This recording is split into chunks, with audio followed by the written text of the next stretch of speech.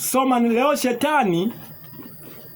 Neno la Mungu linasema Hosea 4:6, watu wangu wanaangamia kwa kukosa maarifa. Leo watu wanaangamia wakosi neno la Mungu. Shetani anakudanganya, unaingia kwenye mitandao una download video za mapenzi.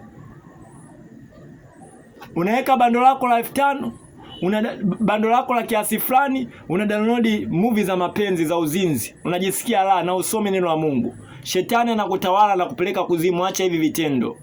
Leo umepewa na wifi, mnaita wifi. Mungu ametuinua, una wifi sasa.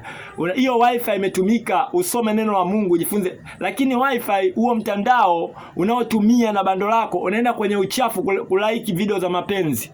Unaangalia movie za kuuana, una beti kwenye kamari. Acha kufanya hivi vitu, ni dhambi. Badilisha mtazamo wako. Kuwa makini sana na vipindi ambavyo unaangalia, vinaweza vikabeba laana na baraka. Shetani leo ameteka kwenye vipindi ambavyo unaangalia. Unaangalia movie za kuana, unajifunza ushetani. Unaangalia movie za uzinzi, love story za umalaya, unajifunza mapepo yanakuingia. Na maana anakupofusha usome neno la Mungu. Una beti, unacheza kamari. Masaa yote wewe ni mpira. Una muda, Mungu wako amekuwa mpira. Acha hivyo vitu. Okoka, mpokee Yesu. Soma neno la Mungu upate maarifa na utafanikiwa.